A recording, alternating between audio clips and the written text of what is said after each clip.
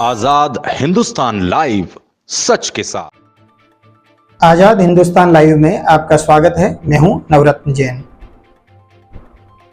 बड़वा विधानसभा का चुनाव नजदीक आता जा रहा है। जो जो चुनाव का समय नजदीक आ रहा है, राजनीतिक सरगर्मियां भी बढ़ती जा रही है। आजकल विभिन्न दलों के नेता जन्मदिनों के बहाने अपने टिकट की तैयारियों में लगे हुए हैं। इसी क्रम में आज पूर्व विधायक श्री हितेंद्र सिंह जी सोलंकी, जो कि लगातार 15 वर्षों तक भारतीय जनता पार्टी के एक छत्र विधायक रहे, उनका जन्मदिन था। काफी संख्या में भारतीय जनता पार्टी के कार्यकर्ता जुटे और बड़े ही शान से उनका जन्मदिन मनाया गया। इस अवसर पर आजाद हिंदुस्तान लाइव ने भारतीय जनता पार्टी के पूर्व विधायक श्री हितेंद्र सिंह सोलंकी से बातचीत की।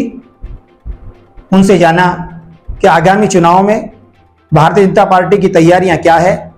कांग्रेस के टिकट पर चुनाव लड़े विधायक श्री सचिन बिरला, जो अब भाजपा में जा चुके हैं, वे अपनी दावेदारी को पुख्ता बता रहे हैं।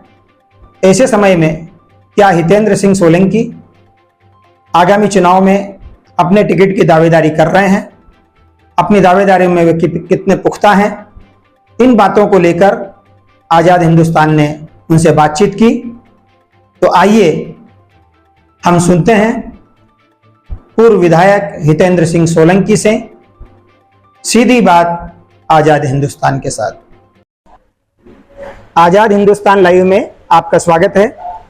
आज हमारे बीच मौजूद हैं भारतीय जनता पार्टी के कद्दावर नेता और 15 वर्षों तक लगातार बड़वा विधानसभा क्षेत्र में एक साथ एक छत्र राज करने वाले भाई हितेंद्र सिंह जी साहब सोलंकी। आज आपका जन्मदिन भी है। सबसे पहले तो हितेंद्र भाई, आपको जन्मदिन की बहुत बहुत बधाइयां। धन्यवाद। आज वैसे जन्मदिन है, राजनीतिक प्रश्न का माहौल तो नहीं है, लेकिन पत्रकारों का काम है कि जब भी कोई राजनेता मिले तो कम से कम जनता से जुड़े सवालों को आपके सामने रखा जाए। विधानसभा चुनाव बहुत नजदीक है और आपने 15 साल तक क्षेत्र का प्रतिनिधित्व किया है। इस बार फिर चुनाव का माहौल आ रहा है। ऐसे समय में भारतीय जनता पार्टी की क्या तैयारियां हैं और भारतीय जनता पार्टी किन मुद्दों को लेकर इन चुनाव में बड़वा विधानसभा में उतरने वाली है? जन्मदिन के अवसर पर मैं सभी को धन्यवाद ज्ञापित करता हूं, नर्मदा से प्रार्थना करता हूं कि उनकी कृपा हम सब पर बनी रहे। साथ में 2003 से निरंतर भारतीय जनता पार्टी की सरकार है मध्य प्रदेश में, और शिवराज सिंह जी हमारे मुख्यमंत्री हैं।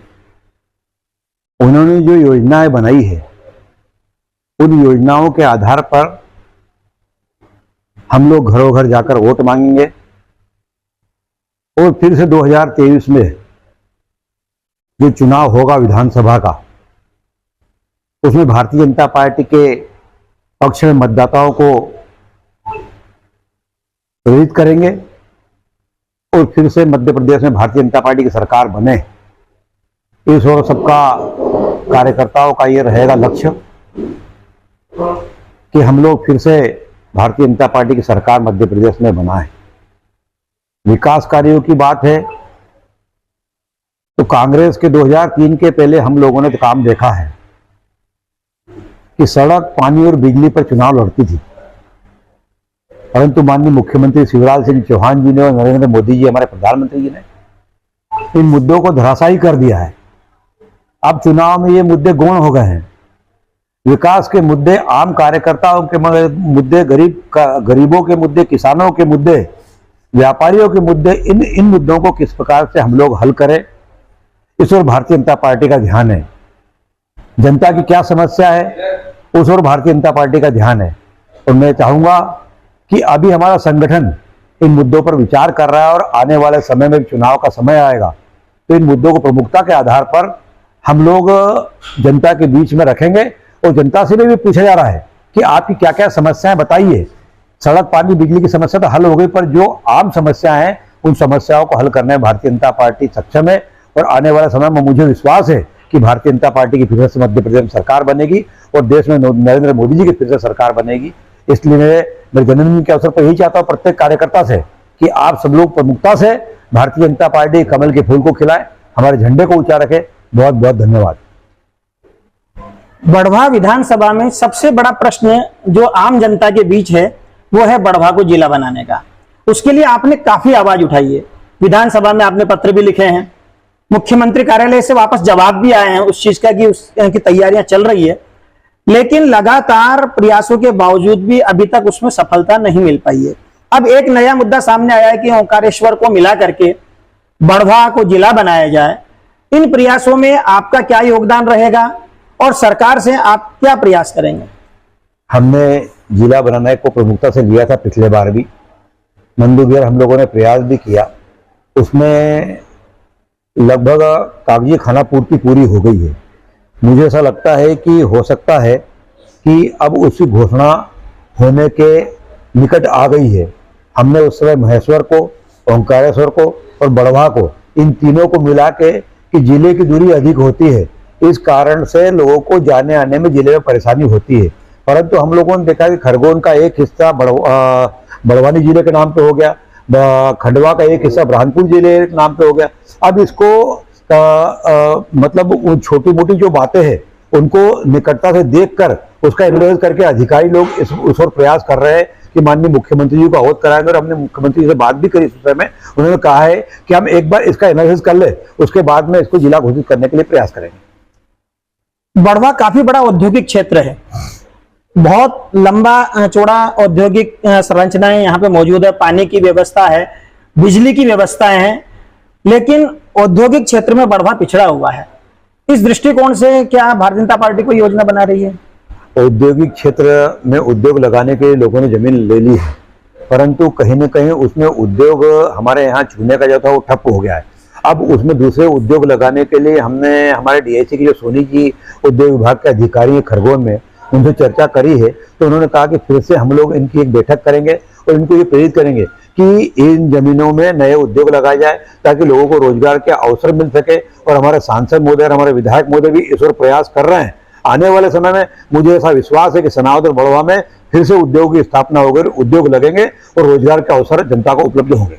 अंतिम प्रश्न जो कि आम जनता के बीच भी उत्सुकता का प्रश्न है कि चुनाव आ रहे हैं, चुनाव में हर दावेदार की अपनी दावेदारी रहती है।